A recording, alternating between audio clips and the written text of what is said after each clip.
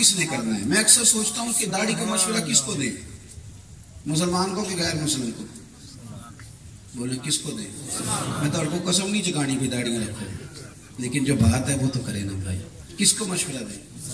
मुसलमान तो कहता मैंने नेक होके रखनी है, हालांकि हुजूर ने नहीं फरमाया था कि जब तक नेक ना होना रखना ना।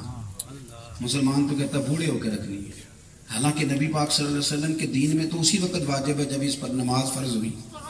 नहीं कटा सकता, छोटी भी नहीं करा सकता मुट्ठी से। हम तो अमल से कोसों दूर है, बहाने तलाश करते, अमल ना करना पड़े।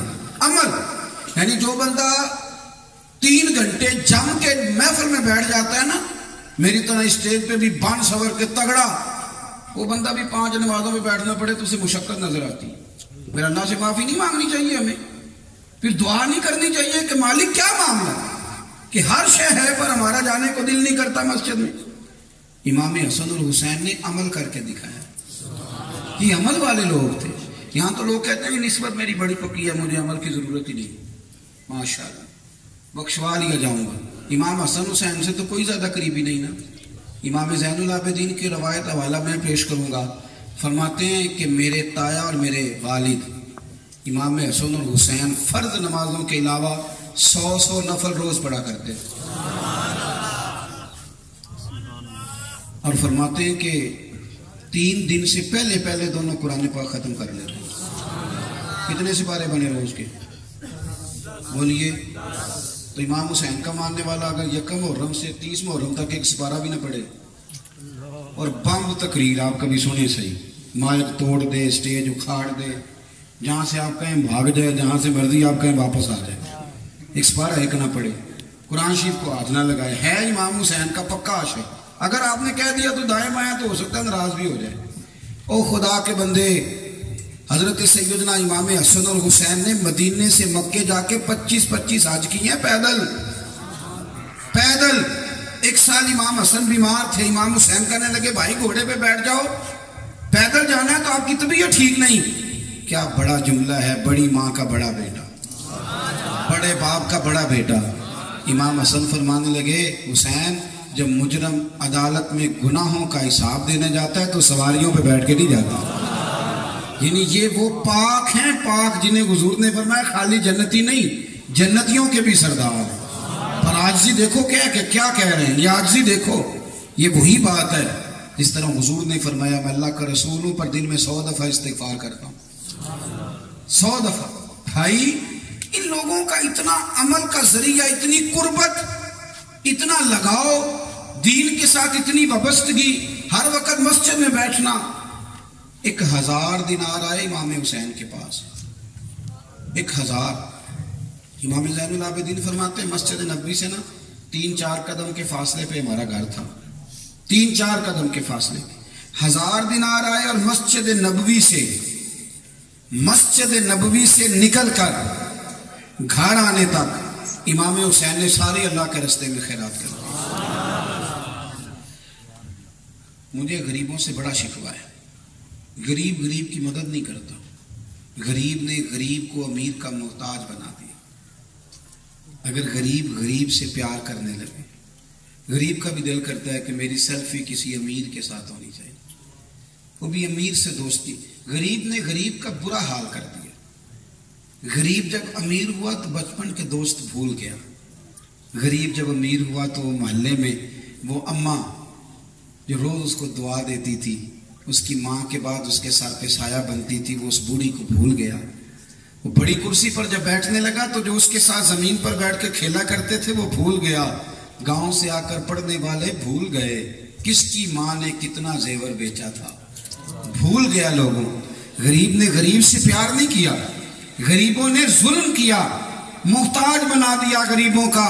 और यार अगर मेरा नालायक बच्चा नहीं पढ़ता तो रहने दो उसको, और मेरी बहन का लायक अगर पढ़ता है तो मैं उस पर पैसे क्यों ना खर्च करूं, है तो मेरा ही ना वो भी।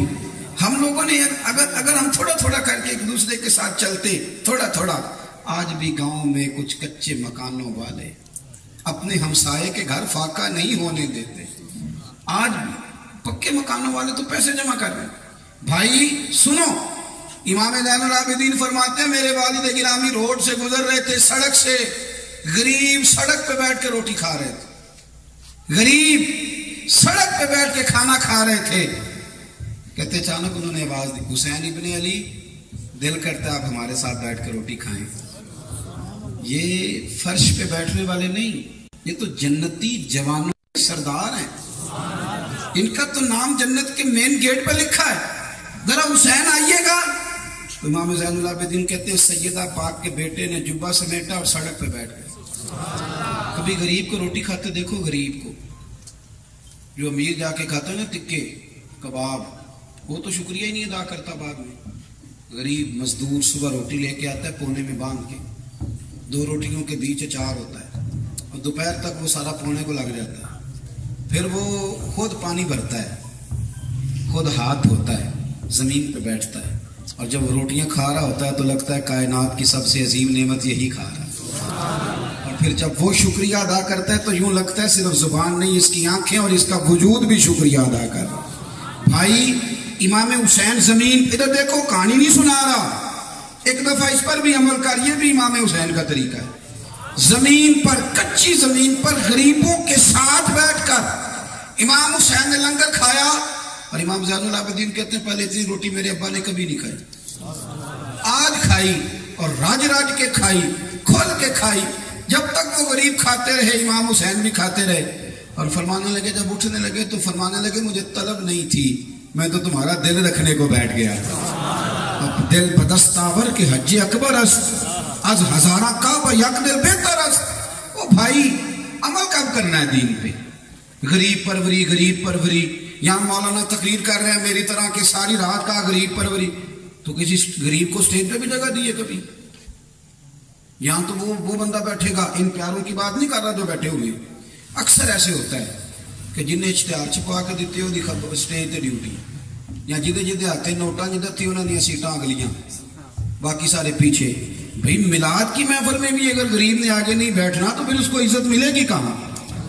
चाहिए तो ये था कि जो बाबा जी सवेरे मस्जिद, सुबह फजर के वक्त मस्जिद खोलते हैं, झाड़ू देते हैं, तहज्जुद पढ़ते हैं, अजान पढ़ते हैं, उस गरीब को मिलाद की महफिल में स्टेज पे बिठाया जाता और बताया जाता आज उस नबी का जिक्र होगा जो गरीबों की बात करने आया, और तू तज़किरे गरीबों के कर रहा है और नवाज तू अमीरों को रहा है। को बाबू नाथ खां भी मेरा बड़ा सियाना होता है, उन्हें भी पता होता है नोटों की दत्ती कि आते थे।